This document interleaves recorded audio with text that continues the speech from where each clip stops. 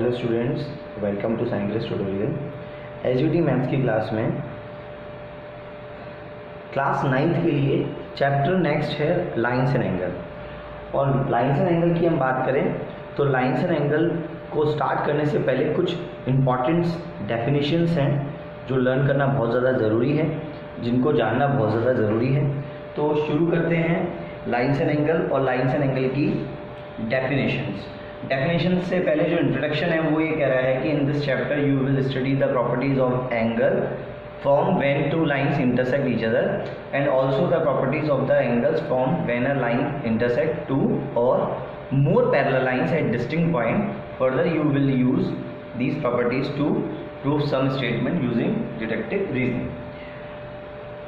हम आगे बढ़ें तो बेसिक टर्म एंड डेफिनेशन जो ज़्यादातर यूज होने वाली हैं उनमें से सबसे पहली डेफिनेशन है लाइन सेगमेंट की। ये हम चैप्टर यदि इक्वल ज्योमेट्री भी पढ़ते हैं तो ये डेफिनेशन हमें इक्वल ज्योमेट्री में भी जानना को मिलती हैं, लेकिन मैंने वो डेफिनेशन यहाँ ज़रूरी भी हैं साथ साथ लाइंस एंड एंगल के लिए, तो मैंने यहाँ पे यूज़ करी है। तो साथ साथ हम सुनते जा रहे हैं। लाइन सेगमेंट किसे कहते हैं? अ part of portion of line.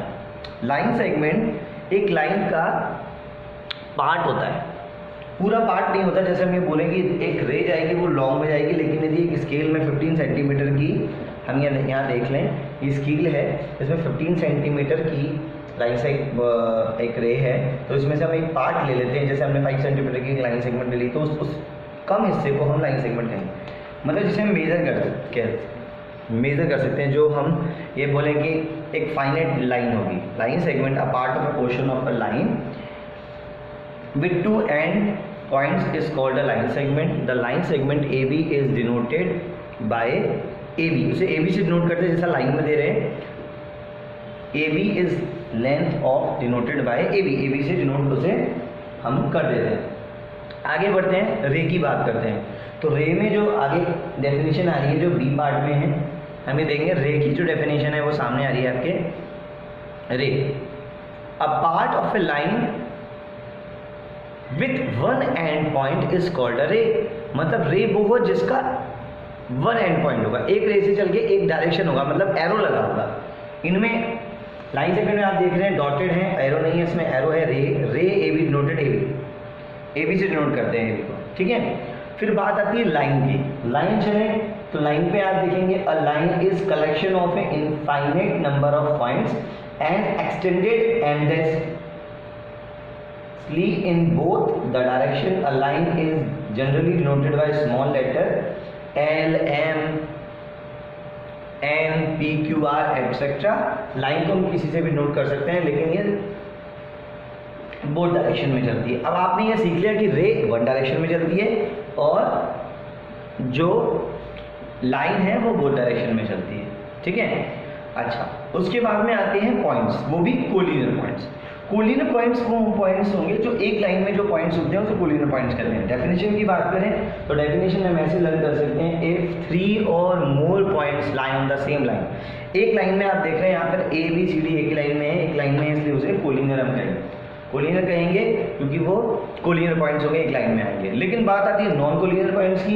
एक डेफिनेशन और आ रही है कि जब कोई पॉइंट्स एक लाइन में नहीं होंगे, नॉन कोलिनियर पॉइंट्स हो गए।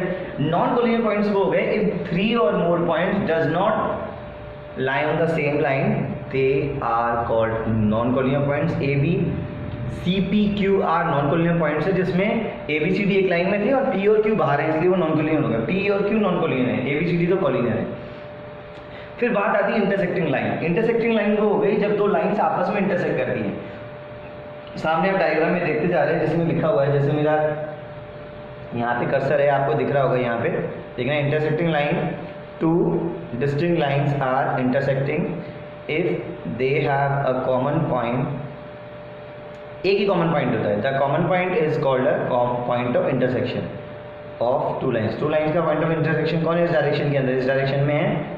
यहाँ पे आप देखेंगे ये O है, मतलब एक PQ लाइन है, एक RS लाइन है, वो O पे इंटरसेक्ट करती हैं दोनों, ठीक है। आगे बढ़ रहे हैं तो नॉन इंटरसेक्टिंग लाइंस की तरफ चल रहे हैं। नॉन इंटरसेक्टिंग लाइन क्या कहती है?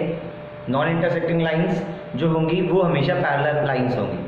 नॉन इंटरसेक्टिंग लाइंस होती है वो पैरेलल लाइंस होती है। Two distinct line which are not intersecting are said to be parallel lines. The parallel lines are always at a constant distance from each other. दो lines आपस में parallel होगी, intersect नहीं करेंगी तो वो पैरेलल होगी, और जब पैरेलल हो जाएंगी, जब दो लाइंस पैरेलल हो जाएंगी तो आपस में एक दूसरे को कभी नहीं काटती हैं, उनके बीच का डिस्टेंस जो है वो कांस्टेंट होता है, सेम होता है। दो लाइन का डिस्टेंस यहाँ पे आपस में 2 सेंटीमीटर, जैसे एक लाइन ये जा रही है और इसके पैरेलल ही होगी वो लाइन, के बीच के यहाँ पे डिस्टेंस सेम होगा और यहाँ पे डिस्टेंस सेम होगा। जैसे हमारे बुक में, हमारे रजिस्टर में, कॉपी में जो लाइंस होती हैं वो पैरेलल लाइंस होती हैं, वो इक्वलाइज होती हैं। ठीक है, आगे बात आती है, मेन मुद्दे पे आते हैं। चैप्टर का नाम है लाइंस, और लाइंस के साथ में है एंगल्स। लाइंस के बारे में पढ़ लिया, एंगल्स के बारे में पढ़ रहे हैं। सुनना, एंगल्स क्या है? Angles, an angle is form when two ray originate from same end point. ठीक है, एंगल तब बनेगा जब एक ही पॉइंट से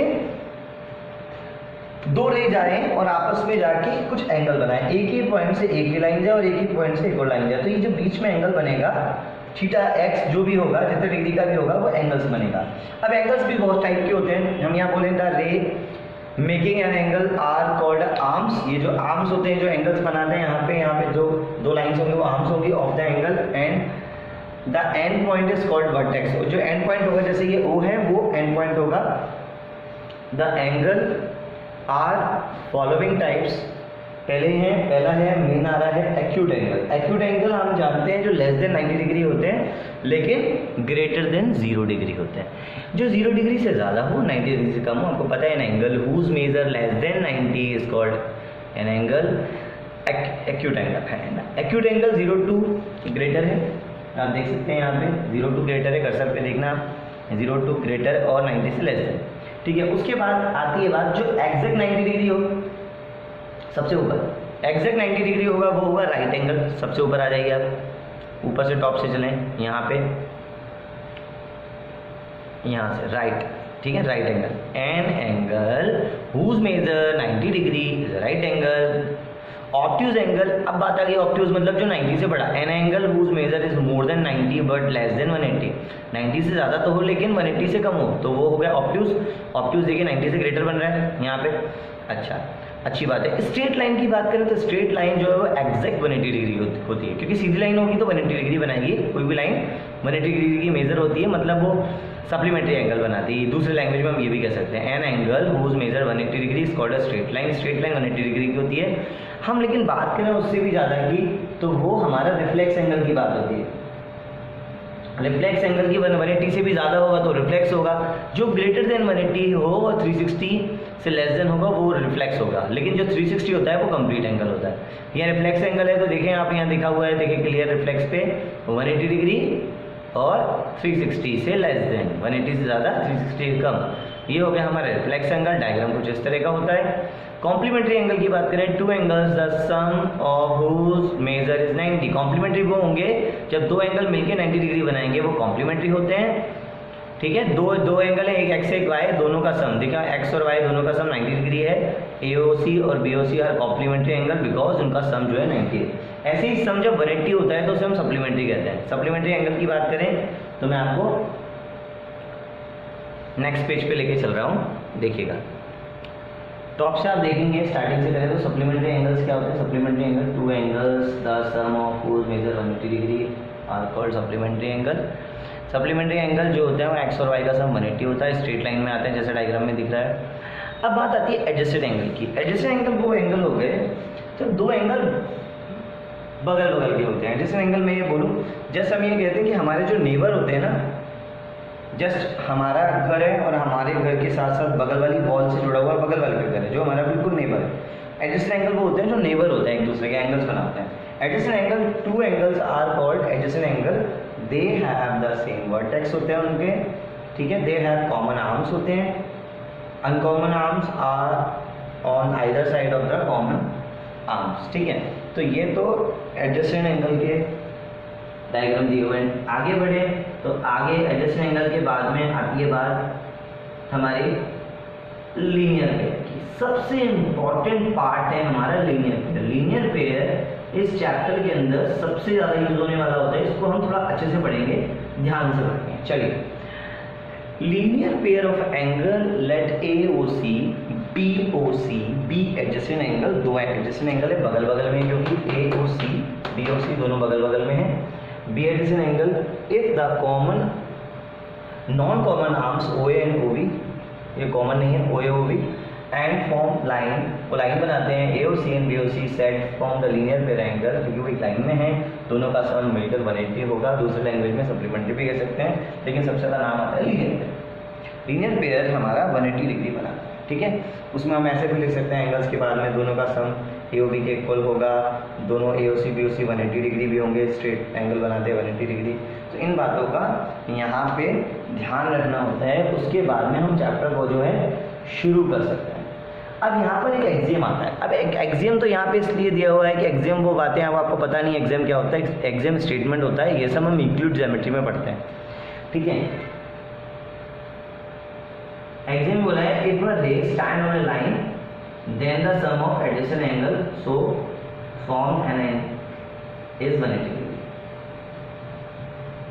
उसके बाद में कुछ थ्योरम है, उसके बाद में एक इंपॉर्टेंट थ्योरम और आ रही है हमारी वर्टिकली अपोजिट की। यहाँ ध्यान से देखना आप ऊपर, vertically opposite angle if two lines intersect each other pairs of opposite angle form the vertically opposite angle. ये एक थ्योरम भी है वर्टिकली अपोजिट एंगल की। अपोजिट एंगल जो है वो इक्वल होते हैं, ठीक है। जैसे इसमें अपोजिट एंगल्स जो भी आए वो आमने सामने वाले एंगल्स जो हैं वो 180 होंगे, ठीक है। वो अपन थ्योरम में करेंगे।